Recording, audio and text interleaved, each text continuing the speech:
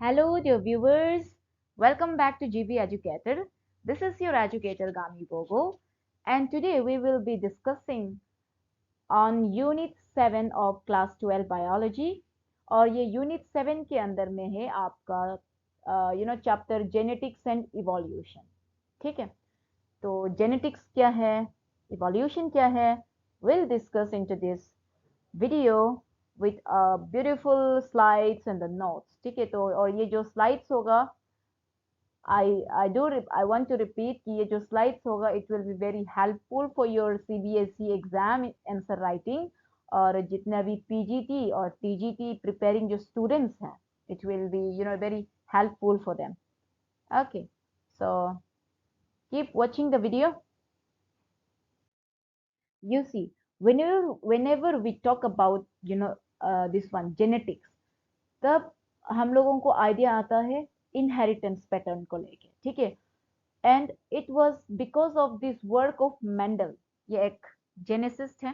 ठीक है, it was because of the work of Mendel that we got an idea about the idea of inheritance pattern. Okay, and ये जो जितना भी molecular जो biology है, ठीक है, this molecular biology, they came up with the major contributors from Watson, Crick, Nuremberg, Khorana, Kornberg. Okay, these all were have given contribution to the molecular biology. देखिए, this is a very introduction of the genetics chapter. ठीक है, तो थोड़ा सा जानकारी आप सबों को मतलब शेयर कर दो. और ये जो यूनिट है जेनेटिक्स एंड इवोल्यूशन, यहाँ पे हम लोग पढ़ेंगे the structure and functioning of DNA and evolution का जो स्टोरी एंड जो थ्योरीज है वो सबको हम लोग यहाँ पे एक्सप्लेन करने के लिए कोशिश करेंगे. और यहाँ पे देखिए, John Dewey Watson and Crick, this were a very famous scientist. और इन्होंने प्रपोजल क्या दिया था, क्या, कॉम्प्लीमेंट्री डबल हेलिकल कॉन्फ़िगरेशन. ठीक है, and because of this proposal उन लोगों को मिला था Nobel prize in 1962. They both यानी Watson and Crick, they got Nobel prize in 1962 for proposing complementary double helical configuration. ठीक है, तो इसको हम लोग आगे स्लाइड्स में या फिर नेक्स्ट वीडियो में will try to cover this topic. मतलब डीएनए का हेलिकल स्ट्रक्चर्स को आपको एक्सप्लेन करना होता है यहाँ पे. ठीक है, तो from NEET point of view भी आपका छोटा सा मतलब एग्जाम पॉइंट ऑफ व्यू में आ सकता है एमसीक्यू में, कॉम्प्लीमेंट्री डबल हेलिकल कॉन्फ़िगरेशन को किसने दिया था. तो अगर आपको दिख गया Watson and Crick, then tick mark. और उन लोगों को नोबेल प्राइज कौन से ईयर में मिला था. ठीक है, तो 1962. तो ये सब छोटा छोटा क्वेश्चन हम लोग कभी कभी मतलब अंडर एस्टिमेट कर देते हैं, तो याद रखिएगा 1962 में नोबेल प्राइज मिला गया था वॉटसन एंड क्रिक को. ठीक है, so in this chapter, that is the principles of inheritance and variations, we will be seeing the topics like Mendel's law of inheritance, inheritance of one gene, inheritance of two genes, sex determination कैसे किया जाएगा, and then mutation क्या है, genetic disorders क्या है. ठीक है, तो ये सब जितने भी टॉपिक्स हैं we will discuss in this chapter. तो चलिए बढ़ते हैं हमारे नेक्स्ट स्लाइड्स की ओर. You see, this is just a brief introduction of your chapter principle of inheritance. ठीक है, तो यहाँ पे कुछ biological terms है which you should be familiar with your subject. ठीक है, तो genetics, what is genetics? Genetics is a subject जो कि inheritance जो टॉपिक है उसके साथ डील करते हैं. Now what is this inheritance? It is the process. Inheritance एक ऐसा प्रोसेस है जिससे आपका जो कैरेक्टर्स होता है from the parent is passed on to the progeny. And यही इनहेरिटेंस जो है it is the basis of heredity. ठीक है, एंड वेरिएशन क्या है? It is the degree by which progeny differ from its parents. ना, अपना पेरेंट्स से जो उसका बच्चा है वो कितना हद तक अलग रहता है, कितना लिमिट तक, कितना डिग्री तक वो अलग है उसका अपीयरेंस में, उसका बिहेवियर में, वही आपका वेरिएशन कहलाता है. ठीक है, वन वर्ड आंसर में मतलब इन लोग पूछ सकते हैं. ठीक है, तो ऐसे ही मतलब for your general knowledge as well, ये सब टर्म्स को आप याद रखिएगा. And one of the causes of variation is the sexual reproduction. आसान है, सही है, क्योंकि सेक्सुअल रिप्रोडक्शन में आपका 2 पेरेंट का इन्वॉल्वमेंट होता है, so there is a chances of variation, क्योंकि पेरेंट, दोनों पेरेंट, माँ एंड पिताजी दोनों का कैरेक्टर कंबाइन होगा ना, तो अलग से कुछ वेरिएशन देगा, ठीक है, उसमें जीन जो है ब्लेंड करेगा, ठीक है। तो लेकिन एसेक्सुअल रिप्रोडक्शन में since there is an involvement of single parent, आपका वेरिएशन नहीं दिखता है, ठीक है। तो ये सब वही है। और देखिए variation, the variation that were naturally present in the wild populations of plants and animals were selectively braided for desirable characters. मतलब अगर आपको कुछ डिजायरेबल कैरेक्टर्स चाहिए एक एनिमल में, या फिर एक डिजायरेबल कैरेक्टर्स चाहिए एक प्लांट में, ठीक है, तो आपको जो नेचुरली प्रेजेंट जो वेरिएशन होता है और जो वाइल्ड पॉपुलेशन में जो प्रेजेंट होता है, उसको आपको उसका जीन को निकाल के कंबाइन करके आपको हाइब्रिड बनाना होगा, ठीक है, तब जाके आपको डिजायरेबल कैरेक्टर्स मिलेगा। तो इन दिस वे आपका वेरिएशन चलते रहेगा। फॉर एग्जाम्पल साहिवाल काउज इन पंजाब, ठीक है, आपको एमसीक्यू में पूछ देगा सीबीएसई वाला, साहिवाल काउज कहाँ पे पाया जाता है, ठीक है, तो आपको पंजाब में है, याद रखना है। डन। एंड यू सी, ये भी एक इंट्रोडक्शन का ही पोर्शन है। For understanding of inheritance, ग्रीगर Mendel, ठीक है, ग्रीगर मेंडल, इसको क्या बोलते हैं, ग्रीगर, ग्रीगर मेंडल, ठीक है, जो भी हो आप याद रखिएगा, मेंडल जी हैं। He conducted hybridisation experiment on garden peas for 7 years and propose the laws of inheritance in living organisms. तो देखिए आपको जितना भी हम लोग इनहेरिटेंस जो टॉपिक बात कर रहे हैं, ठीक है, हेरिडिटी, तो ये जो इनहेरिटेंस का जो टॉपिक को अंडरस्टैंड करने में आपका मेंडल ने जो है एक हाइब्रिडाइजेशन एक्सपेरिमेंट परफॉर्म किया था, किसके ऊपर, गार्डन पी के ऊपर, ठीक है। और ये गार्डन पी का साइंटिफिक नेम क्या है, आपके बुक में शायद मेंशन दे रखा है, पीसुम सेटाइवम कहलाता है, ठीक है, pisum sativum is your this one scientific name, botanical name of your garden, okay. और उन्होंने 7 years तक वो एक्सपेरिमेंट है, जो हाइब्रिडाइजेशन एक्सपेरिमेंट है, उसको परफॉर्म किया था। उसके बाद ही हमारा ये जो लॉ ऑफ इनहेरिटेंस है, इसको दिया था हमारे मेंडल जी ने, ठीक है। तो आपको एग्जाम में एमसीक्यू में पूछ सकते हैं, who gave the law of inheritance in living organisms, then you have to remember it was G Mendel, ठीक है। और यही मेंडल जी के इनहेरिटेंस के जो थ्योरी है, जो अंडरस्टैंडिंग है, इसी के through he for the first time in biology आपका स्टैटिस्टिकल एनालिसिस कंसेप्ट यूज हुआ है, एंड जितना भी मैथमेटिकल लॉजिक जो है वो सब बायोलॉजी में यूज करना स्टार्ट हो गया था, देन, ठीक है। और उसका जो एक्सपेरिमेंट था, उसका एक लार्ज सैम्पलिंग साइज था, मतलब सैंपल इतना मतलब गार्डन पी है ना, वो अवेलेबल रहता है, ठीक है, और रिप्रोडक्शन भी बहुत जल्दी होता है, और बहुत सारा प्रोजेनी दे देते हैं, ऑफस्प्रिंग दे देते हैं, जिसका through which had a greater credibility to the data that he collected, ठीक है। तो एक्सपेरिमेंट कर सकते हैं ना, समय के समय, मतलब टाइम टू टाइम, ठीक है। तो लार्ज सैंपल साइज था, तो क्रेडिबिलिटी डेटा में जो है ज्यादा दिखने को मिलता था, वही कहना चाह रहा है, ठीक है। You see, these are the contrasting traits, ठीक है, studied by Mendel in pea. तो ये देखिए यहाँ पे उन्होंने क्या किया, मतलब ट्रेट्स को लेके, ठीक है, कौन कौन सा ऐसे ट्रेट्स है जिसको लेके मेंडल जी ने अपना एक्सपेरिमेंट को परफॉर्म किया था, हाइब्रिडाइजेशन जो एक्सपेरिमेंट है उसको परफॉर्म किया था। तो सबसे पहले तो स्टेम हाइट को लेके, ठीक है, tall and dwarf, and then flower को जो कलर है उसको लेके किया था, एंड देन फ्लावर का जो पोजीशन है, एक्सियल एंड टर्मिनल।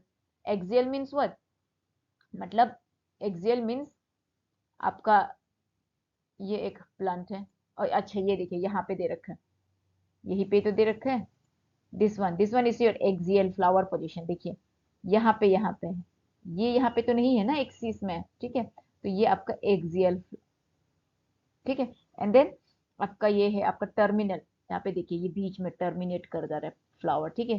तो ये सबको लेके उन्होंने स्टडी किया था।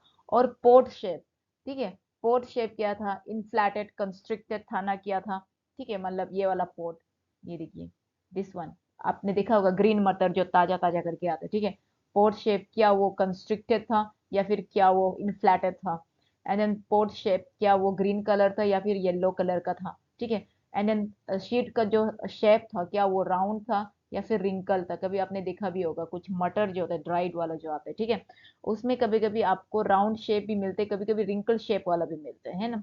एंड देन सीड कलर जो कैसा था, कभी कभी आपको दिखने को मिलेगा येलो कलर भी दिखते, ग्रीन कलर भी दिखते। तो ये सब जो है कैरेक्टर है, कंट्रास्टिंग जो कैरेक्टर है, उसको लेके उन्होंने स्टडी किया था, आई मीन एक्सपेरिमेंट परफॉर्म किया था, ठीक है। तो आपको पूछ देगा कितना कंट्रास्टिंग ट्रेड्स को लेके मेंडल जी ने अपना हाइब्रिडाइजेशन एक्सपेरिमेंट को परफॉर्म किया था। Then you have to remember it was of 7 contrasting trades.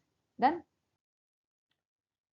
तो देखिए मेंडल्स लॉ ऑफ इनहेरिटेंस, जब हम ऐसे बेसिकली बात करते हैं तो ही गेव इनहेरिटेंस ऑफ जी 1 gene and then inheritance of 2 gene. यही दोनों के अंदर में आपको इसका जो लॉ है उसमें मेंशन दिया हुआ मिलेगा, ठीक है। तो इनहेरिटेंस ऑफ 1 जीन, सिंपल से बात है, जब वन जीन है, एक सिंगल जीन जो है, कैसे एक सिंगल जीन यानी पेरेंट का जो एक सिंगल जीन जो है प्रोजेनी में कैसे इनहेरिट होता है वो बताते हैं। And then inheritance of 2 gene, एक पेरेंट्स का दो जीन, ठीक है, 2 जीन जो है कैसे प्रोजेनी में इनहेरिट होता है वो बताता है यहाँ पे, ठीक है। तो यहाँ पे हम लोग देखिएगा सबसे पहले इनहेरिटेंस ऑफ 1 जीन में एक्सपेरिमेंट में आपका जो मेंडल जी ने जो है कैसे एक्सपेरिमेंट परफॉर्म किया था, ठीक है। देखिए first we will see inheritance of 1 gene का इनहेरिटेंस होना। इसके लिए मेंडल ने लिया था सिर्फ एक trait, one contrasting trait, that was your what, that was your height को लेके, ठीक है। He collected the seed produced as a result of this cross and grew them to plants of the first hybrid generation। अभी हम आपको, ये तो बस आपका थ्योरी है, नेक्स्ट स्लाइड में हम आपको इसका क्रॉस कैसे किया था वो डायग्राम में दिखाएगा, ठीक है। तो सबसे पहले तो उन्होंने हाइट को लेके किया था, एक टोल टोल लिया था एंड एक ड्वार्फ पी प्लांट लिया था, एक टोल एंड एक ड्वार्फ। फिर जब वो दोनों को मतलब क्रॉस किया गया है, उसमें जो सीड प्रोड्यूस किया था, ठीक है, उसको हम लोग फर्स्ट हाइब्रिड जनरेशन बोलते हैं। और वहां पे देखा गया है कि जितना भी जो फर्स्ट हाइब्रिड जनरेशन का जो प्लांट है, सबका सब प्लांट जो है टोल दिखाता फर्स्ट हाइब्रिड जनरेशन में, याद रखिए। और इसको हम लोग क्या नाम से भी जानते हैं, ये जो फर्स्ट हाइब्रिड जनरेशन है इसको हम लोग फिलायल 1 प्रोजेनी या फिर F1 जनरेशन से जाना जाता है, ओके। एंड देन ये देखिए this is the same which I was talking about, जो F1 का जो प्रोजेनी प्लांट है सबका सब टोल था, like one of its parents, none were dwarf, ठीक है। लेकिन फिर जब F1 प्रोजेनी का जितना भी मतलब F1 प्रोजेनी है उसको सेल्फिंग किया गया, यानी आपस में उसको क्रॉस किया गया, तो बाद में जो उसको हम लोग बोलेगा F2 जनरेशन। लेकिन उसमें जो लाइक, और देखिए जब F1 जनरेशन का जो प्रोजेनी था सबका सब तोल था ना, तो उसमें देखा गया था कि जब F2 जनरेशन में, ठीक है, अभी हम लोग F2 जनरेशन की बात करेंगे। अब ये F2 फिलायल 2 जनरेशन में क्या होता था, F1 जनरेशन का जो प्रोजेनी था उसको आपस में क्रॉस किया गया है, जिसको सेल्फिंग बोलते हैं, ठीक है। तो जब ऐसे आपस में क्रॉस किया गया है तो देखा गया है कि उसमें कुछ ड्वार्फ प्लांट भी एक्सप्रेस होना शुरू हो गया था, अदर देन टॉल प्लांट, ठीक है। तो ये खासियत है आपका F2 जनरेशन का, दैट इज फिलायल 2 जनरेशन, ठीक है। तो the proportion of plants that were dwarf were 1/4, यानी चारों ऑफस्प्रिंग में से, चारों प्रोजेनी में से आपका सिर्फ एक प्लांट जो है ड्वार्फ दिखा गया था, ठीक है। वाइल आपका F2 प्लांट्स में 3/4 of the F2 plants were tall, ठीक है।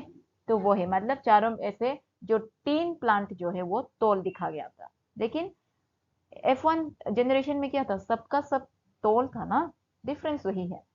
और जब हम लोग टोल एंड ड्वार्फ ट्रेट्स का बात करता है, ठीक है, जब हम लोग toll and dwarf traits combine होता है, क्रॉस होता है बोलते हैं, तो क्रॉस होने के बाद दे do not show any blending, मतलब वो आपस में कुछ भी ब्लेंड एकदम मिक्स होता है लेकिन ब्लेंड नहीं करते कैरेक्टर में। अगर वो टोल होगा तो डायरेक्ट मदर जैसा टोल होगा, ऐसा नहीं कि एबनॉर्मल टोल हो जाएगा, ठीक है। और अगर वो लाइक ड्वार्फ होगा तो एकदम वो प्लांट का जैसा ही, मतलब पेरेंट्स का जैसा ही ड्वार्फ होगा। None of were in between height, मतलब ना लंबा ना ना तोल ना ड्वार्फ, वो बीच का उसमें नहीं होता था, मतलब डायरेक्ट पेरेंट्स जैसा उसका अपियरेंस होता था। ठीक है, उसमें इसलिए बोलते हैं they do not show any blending. Then उसके बाद यहाँ पे क्या बोलते हैं, the contrasting traits did not show any blending at इधर F1 एंड F2। ऐसे ही है वही जो हम अभी बताया। ठीक है, तो इसमें आपका जो F1 एंड F2 स्टेज में आपका कंट्रास्टिंग ट्रेट्स जो है ब्लेंडिंग नहीं दिखाते हैं। अगर वो तोल है तो तोल है, ड्वार्फ है तो ड्वार्फ होगा। ठीक है, ऐसे नहीं है कि मतलब ये तोल और ड्वार्फ का बीच में हाइट नहीं होगा। ठीक है, दिस इज लाइक इसी को ही मतलब हम लोग ब्लेंडिंग नहीं होते बोल के जस्टिफाई कर सकते। ठीक है, and then based on observation, ये सब को प्रोसेस को देख के, इनहेरिटेंस लोग को देख के, जीन्स मतलब लाइक कुछ चीज तो मतलब मेंडल को लगा कि मतलब कुछ तो चीज पेरेंट्स से मतलब अपना प्रोजेनी में जा रहा है बोल के ना, उसको एक वो मिला है, एक सोचने में लग गया मतलब वो जो ना। तो बाद में उन्होंने ये देखा है कि कुछ चीज तो पास डाउन हुआ है from the parents to offspring ना, जो कि एकदम अनचेंज रहा है, बिना चेंज किए, तो मतलब डायरेक्ट पेरेंट्स से मतलब ऑफस्प्रिंग तक पहुंचा है थ्रू द गेमिट्स। ठीक है, गेमिट्स के थ्रू ओवर सक्सेसिव जनरेशन, मतलब एक जनरेशन के बाद दूसरा जनरेशन के बाद भी ना। तो बाद में उन्होंने वही जो चीज है जो मतलब पास डाउन किया है फ्रॉम पेरेंट्स टू ऑफस्प्रिंग, उसको उन्होंने फैक्टर टर्म से डिनोट किया था। और यही जो फैक्टर्स है today we call this factor as jeans.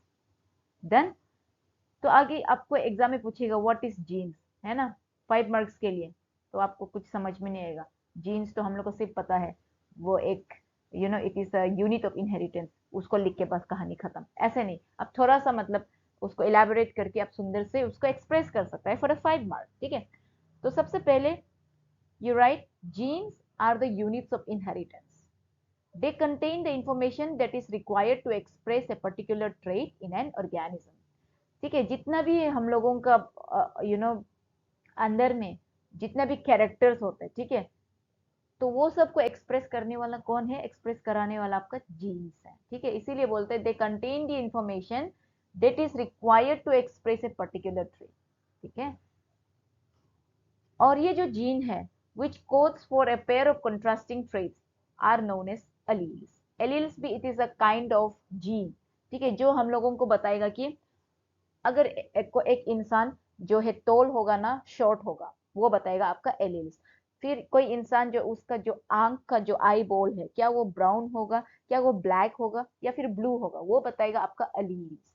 ठीक है, और यही अलील्स जो आपका जीन्स में प्रेजेंट होता है। और ये जीन्स अगर आपका यू नो बॉडी में प्रेजेंट है, तो आपका बॉडी में जो जीन्स प्रेजेंट है और वो जीन्स के अंदर में कौन सा एलील प्रेजेंट है वो आपको एक्सप्रेस करने में हेल्प करेगा। ठीक है, आपका यानी कैरेक्टर को एक्सप्रेस करने में हेल्प करेगा। ठीक है, फॉर एग्जाम्पल देखिए, इन case of the character of height, T is used for the tall trait and small t for the dwarf, and T and T are alleles of each other. Hence, in plant, the pair of alleles for height would be T T T। ये देखिए, capital T small T and small T, यानी alleles है, pairs of alleles रहता है हमेशा। ठीक है, तो ये प्योर टी हो गया, ये एकदम से टोल वाला, ठीक है, टोल वाला टी, और ये हो गया आपका हाइब्रिड वाला टोल ना, लेकिन आपको पेरेंट बॉडी जैसा ही टोल दिखेगा। ठीक है, एंड देन ये स्मॉल टी जो कि ड्वार्फ प्लांट है। ठीक है, तो this are your pairs of alleles, gene के अंदर में है ना, लेकिन हम लोग दिखाई नहीं देते, लेकिन इन लोग एक्सप्रेस कराता है कि एक पर्टिकुलर ऑर्गेनिज्म जो है दिखने में कैसा होगा, वो आपका एलील्स बताते हैं। Done, so this much you can write about genes. ठीक है, सुंदर से नोट डाउन कीजिएगा। And then Mendel also propose that in true breeding tall or dwarf pea variety, the allelic pair of genes for heights are identical or homozygous, TT and small t respectively। यानी जो जब हम लोग breeding करते हैं, ठीक है, अभी का उसमें देखा था कैपिटल टी और स्मॉल टी का जब हम लोग बात करते हैं, तो जब आपका सेम चीज जो है ऐसा रहता है, यानी आइडेंटिकल होता है, कैपिटल टी रहता है, तो आपका उसको होमोजाइगस ट्रेट बोलते हैं। होमोजाइगस मीन्स होमो, सिमिलर, आइडेंटिकल जीन्स रहते हैं, ठीक है। एंड देन यहाँ पे भी स्मॉल टी आइडेंटिकल ट्रेट्स है, ठीक है, इसीलिए इसको होमोजाइगस बोलते हैं, ठीक है। एंड ये जो the capital T and small T है, they are called the genotype of the plant, while the descriptive terms T and term tall and dwarf are the phenotypes। समझ आया? मतलब कैपिटल टी स्मॉल टी ये इन लोग genotype है, इसको हम लोग दिख नहीं सकता है, but they are present inside our body, ठीक है। फिर इसी जीनोटाइप का वजह से ही तो हम लोगों का जो फिनोटाइप है वो अपियर होगा, यानी हम फिनोटाइप ऐसा चीज है जिसको हम लोग देख सकते हैं, ठीक है। तो because of this capital T only हम लोगों को पता चला है ना कि हाँ ये इंसान जो है टॉल है, ये प्लांट जो है टॉल है, ठीक है। तो वो है फिनोटाइप जिसको हम लोग देख सकते हैं, और जीनोटाइप जिसको हम लोग नहीं देख सकते हैं पर it's present inside our body. Then और उसमें आता है कुछ terms, dominant factor and recessive. तो डोमिनेंट फैक्टर वही है, आपका कैपिटल टी डोमिनेंट रहता है, मतलब हमेशा कुछ ना कुछ जीन्स, देखिए आपका जीन्स दोनों पेरेंट्स से आता है, और वो दोनों पेरेंट्स में से एक का जीन जो है डोमिनेट कर जाएगा हमेशा, ठीक है। तो उसको बोलते हैं हमेशा डोमिनेंट फैक्टर, जो डोमिनेट करता है, while the other factor is recessive. Recessive मतलब वो जीन जो है रहता है प्रोजेनी के अंदर, लेकिन उसको डोमिनेट कोई और मतलब फैक्टर कर जाएगा। फॉर एग्जाम्पल आपका पिताजी और माताजी, ठीक है। पिताजी your father is very tall and your mother is short, तो आपका बच्चा में दोनों का जीन आ गया ना, टॉल और शॉर्ट का दोनों का जीन प्रेजेंस है, लेकिन आपका मदर का जो जीन है अगर वो ज्यादा डोमिनेंट हो गया, then the progeny will appear as short, ना कि टॉल, ठीक है। तो वही वही है डोमिनेंट एंड रिसेसिव। और रिसेसिव कौन होगा? आपका पिताजी का ट्रेट जो कि टोल वाला होगा, वो रिसेसिव हो जाएगा, ठीक है। तो वो है। And alleles can be similar as in case of homozygous, ठीक है। वही ये देखिए कैपिटल टी अगर सिमिलर, इसको होमोजाइगस बोलते हैं। एंड अगर ये जो हाइब्रिड वाला है capital T and small T, इसको हम लोग हेटेरोजाइगोट बोलते हैं, ठीक है, जिसमें एलील्स जो है डिसिमिलर रहते हैं, ठीक है। जिसमें एलील्स जो है डिसिमिलर होता है उसको हेटेरोजाइगोट, एंड जिसमें एलील्स जो है सिमिलर रहते हैं उसको होमोजाइगस। डन। तो यहाँ पे देखिए मोनोहाइब्रिड टर्म्स आते हैं। फिर यहाँ पे मोनोहाइब्रिड मीन्स जिसमें आपका सिंगल कैरेक्टर को लेके क्रॉस किया गया है। तो मेंडल अभी हम लोगों जो इनहेरिटेंस ऑफ वन जीन का बात किया था, इट्स ऑल अबाउट मोनोहाइब्रिड, यानी वन जीन का इनहेरिटेंस हो रहा है, ठीक है। तो अब इसमें हम लोग किसका लिया था? टॉल एंड ड्वार्फ प्लांट को लेके किया था, है ना, यानी हाइट को लेके किया था, ठीक है। और ये जो गेमिट्स का जो प्रोडक्शन है प्लांट में, ठीक है, it is by the process of meiosis, very important, ठीक है। और ये यहाँ पे जो जब मियोसिस चल रहा होता है, ठीक है, और पेरेंट्स का जो एलील्स होता है उन लोग सेग्रीगेट करते हैं, सेपरेट होते हैं फ्रॉम ईच अदर, और ये जो सेग्रीगेशन होता है एकदम रैंडम प्रोसेस होता है, ठीक है। हम्म। तो वही है, आपको मोनोहाइब्रिड क्या है पूछेगा, या फिर एमसीक्यू में पूछेगा, you know genes controlling one character, ठीक है, genes controlling one character, it is a monohybrid, and the cross between tall and dwarf is a monohybrid cross, क्योंकि यहाँ पे हम लोग सिर्फ एक कैरेक्टर को लिया, दैट इज योर हाइट ना, इसीलिए mono means one, monohybrid. During fertilization, देखिए एलील का प्रोडक्शन हो गया, गैमिट प्रोडक्शन हो गया, ठीक है। तो गैमिट प्रोडक्शन के बाद अभी क्या होगा? टू एलील्स, एक पेरेंट से आएगा और एक दूसरा पेरेंट से आएगा, ठीक है। And the egg are united to produce zygote. Then उसके बाद जाइगोट में क्या होगा? एक कैपिटल टी होगा एंड वन स्मॉल टी होगा, ठीक है। तो ऐसे करके आपका फर्टिलाइजेशन हो जाता है। देखिए यहाँ पे this is your picture from an your book, okay, class 12 biology book. तो ये पेरेंट टॉल है, ये ड्वार्फ है, दोनों के बीच में देखो वो कर दिया, क्रॉस किया, यहाँ पे एक, वो है ये दिस वन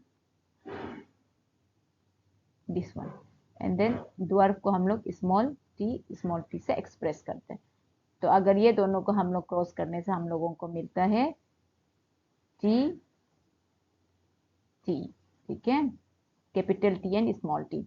और इसी को हम लोग जब सेल्फिंग करते हैं यानी F2 जनरेशन, इसको हम लोग बोलते हैं F1 जनरेशन। और यही F1 जनरेशन का जो प्रोजेनी है, इसको आपस में जब हम लोग क्रॉस करते हैं तो हम लोगों को मिलता है व्हाट, तो हम लोगों को मिलते हैं 4 प्रोजेनी। इसमें एक टोल आएगा ना, ये इसका साथ इंटू करो तो इसमें आएगा, फिर ये जो है किसके साथ इंटू होगा, इसके साथ, फिर ये कैपिटल टी स्मॉल टी आएगा ना, एंड देन ये आएगा आपका capital T and small T, ठीक है। फिर ये दूसरा किसके साथ इंटू हो जाएगा, ये इसके साथ, यानी स्मॉल टी स्मॉल टी। तो आगे यहाँ पे देखिए एक ड्वार्फ और 3 टोल। 3 टोल क्यों, ये तो प्योर टोल है, ये इसको नाउ दिस वन, यहाँ पे आपको पूरा कॉन्सेप्ट समझ में आ जाएगा यहीं पे, ठीक है। ये this is your pure homozygous trait, homozygous trait, और ये भी एक होमोजाइगस ट्रेट है, but this is your homozygous dominant trait, homozygous dominant trait, और ये आपका होमोजाइगस रिसेसिव ट्रेट होता है, ठीक है, क्योंकि ये जो कैपिटल टी है ये स्मॉल टी को डोमिनेट कर जाता है। और ये जो है आपका हेट्रोजाइगस हेट्रोजाइगस डोमिनेंट ट्रेट होता है, ठीक है, हेट्रोजाइगस डोमिनेंट ट्रेट होता है, क्योंकि यहाँ पे टोल भी प्रेजेंट है और ड्वार्फ का भी एलील्स, दोनों एलील्स प्रेजेंट है, इसीलिए heterozygous traits, heterozygous dominant traits कहलाता है, ठीक है। तो ये है, तो यही फिगर को हमने यहाँ पे इसको एक्सप्रेस किया यहाँ पे टेबुलेट फॉर्म में, ठीक है। तो यहाँ पे इसको हम लोग क्या बोलते हैं, F2 जनरेशन, ठीक है। तो इसका अभी फिनोटिपिक रेशियो क्या है, जीनोटिपिक रेशियो क्या है, ये सब हम लोग अभी देख रहे हैं।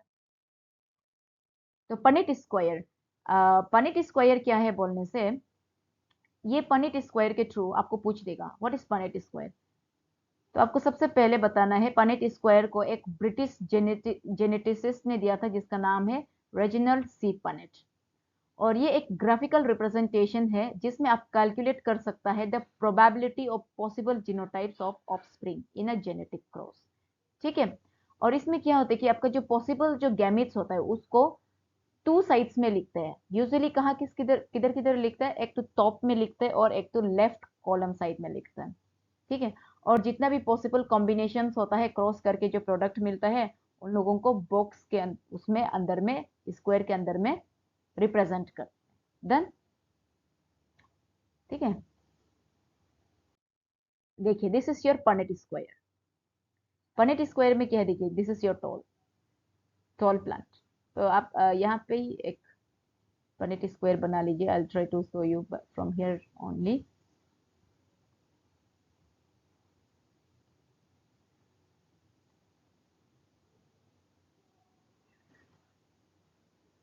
ठीक है। तो ये हो गया आपका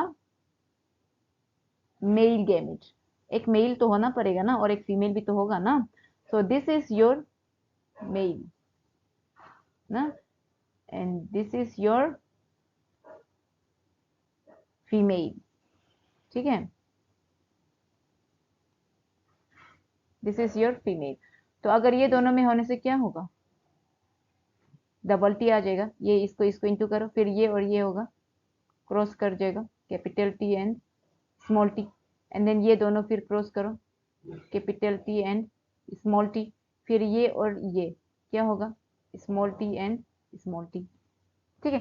तो अभी यहाँ से आप क्या निकाल सकते हैं, फिनोटिपिक रेशियो, ये देखिए यहाँ पे this is your phenotypic ratio and genotypic ratio.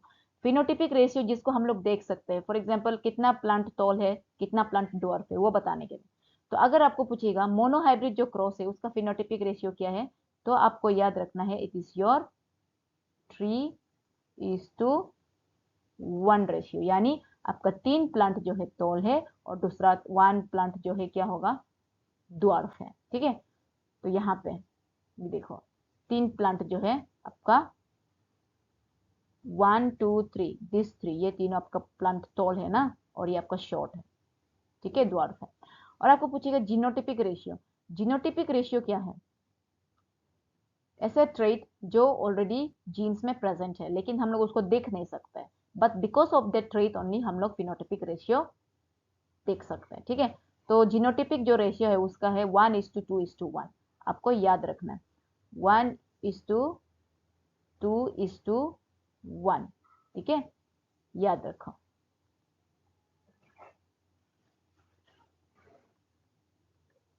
यहाँ पे आपको 1:2:1 आपको याद रखना है, this is your genotypic ratio.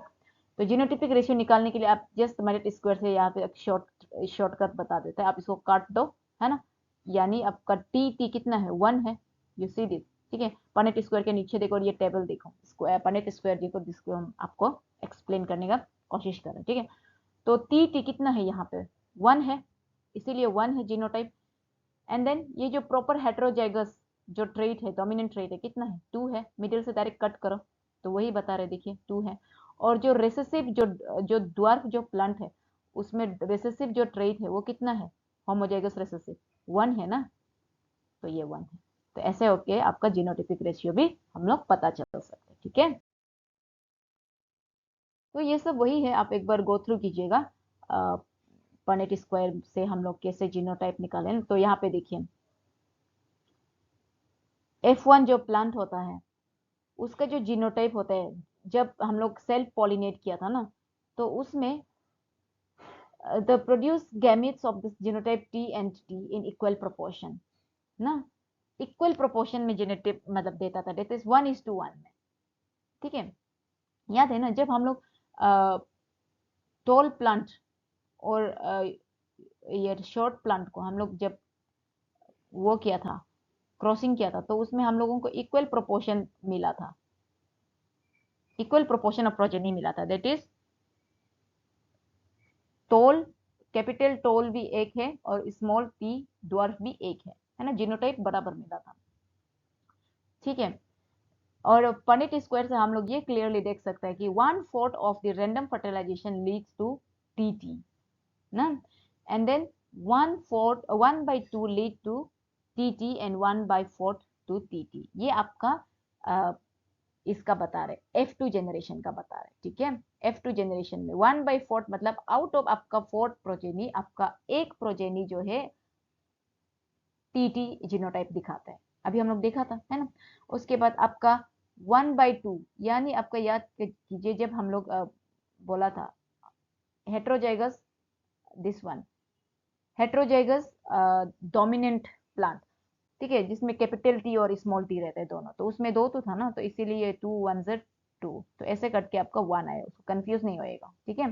तो ये जो 1/2 है इट लीड्स टू टी, सही है। एंड देन 1/4 यानी कि चारों प्रोजेनी में से जो आपका एक प्रोजेनी है वो आपका स्मॉल टी वो दिखाता है, करेक्ट, जीनोटाइप दिखाता है, ठीक है। तो ये है, आप इसको एक बार गो थ्रू कीजिए, पनेट स्क्वायर को ही एक्सप्लेन कर रखा है। और अभी हम लोगों का जो नेक्स्ट टॉपिक है it is your test cross, ठीक है। टेस्ट क्रॉस भी, ये भी एक आपका सीबीएसई का एक पेट क्वेश्चन है, you can expect this question for like 2 marks, और 5 मार्क्स के लिए तो नहीं आना चाहिए, 2 मार्क्स चलो एक्सपेक्ट कर सकते हो, ठीक है। तो व्हाट इज टेस्ट क्रॉस, देखिए यहाँ पे whether a tall plant from F1 or F2 has capital T or heterozygous tall composition cannot be predicted ना।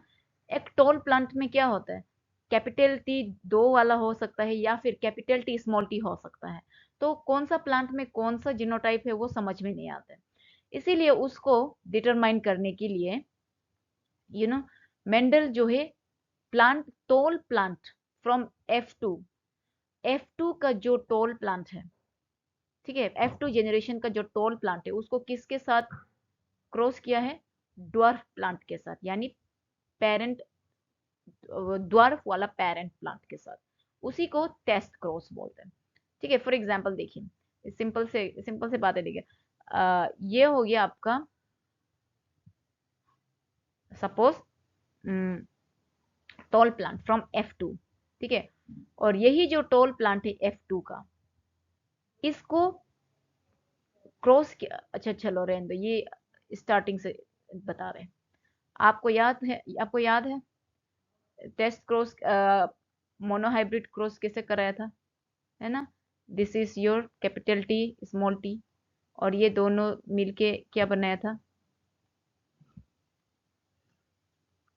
हाइब्रिड वाला एक प्रोजेनी दिया था, है ना, तोल वाला प्लांट, ठीक है, F1 जनरेशन। अब ये F1 जनरेशन से फिर 4 प्रोजेनी निकाला था, याद है आपको। 4 प्रोजेनी मतलब जब F1 प्रोजेनी के आपस में जब क्रॉसिंग किया है तो उसमें 4 प्रोजेनी मिला था, है ना। कुछ जो है कैपिटल टी यानी एकदम होमोजाइगस टोल, फिर जो है दोनों जो है capital T and small T, और एक जो है small T and small T, ठीक है। तो ये जो तीनों तोल है, इन तोल प्लांट को वापस किसके साथ वो किया है, क्रॉस किया है, ड्वार्फ प्लांट के साथ, ठीक है। ड्वार्फ प्लांट के साथ वापस क्रॉस किया है, इसी को बोलते टेस्ट क्रॉस। डन। और in a typical test cross जो ऑर्गेनिज्म होता है showing a dominant phenotype is crossed with a recessive parent instead of self crossing। वही तो बता रहे, अभी आपस में सेल्फ क्रॉस नहीं होगा, अभी वापस पेरेंट के साथ में उसको क्रॉस किया जाएगा, ठीक है। जो जो डोमिनेंट फिनोटाइप शो करते हैं ना, it is crossed with recessive parent, ठीक है। तो यही तो था हम लोगों का रिसेसिव पेरेंट ना, ड्वार्फ वाला, और ये कैपिटल टी वाला क्या था, डोमिनेंट था ना। एंड नाउ टेस्ट क्रॉस के लास्ट में आप लिख सकता है the progeny of such cross, ठीक है। और ये जो टेस्ट क्रॉस करके जो हम लोगों को बच्चा मिलता है, जो प्रोजेनी मिलते हैं, this can easily B analyse, इसको हम लोग अच्छा से इजीली एनालाइज कर सकता है to predict the genotype of an test organisms, ठीक है। तो उसका जीनोटाइप क्या है, मतलब जो टेस्ट क्रॉस से निकाला जो प्रोजेनी है उसका जो उसको प्रिडिक्ट करके आराम से उसका जीनोटाइप को पता चल सकता है कि क्या उसमें कैपिटल टी है या फिर कैपिटल टी स्मॉल टी है, ठीक है। So this is all about your test cross. आप ये टेस्ट क्रॉस को सुंदर से खुद से नोट्स बना लीजिएगा फॉर 5 मार्क्स भी चलो सही है, अगर आप ये ऐसे हमने जो अभी आपको दिखाया ना ये diagram, if you will draw this your 5 marks मिल गया आराम से। Done. So this was all about today's video. Thank you for watching and we'll see you in the next video with a new topic. Thank you.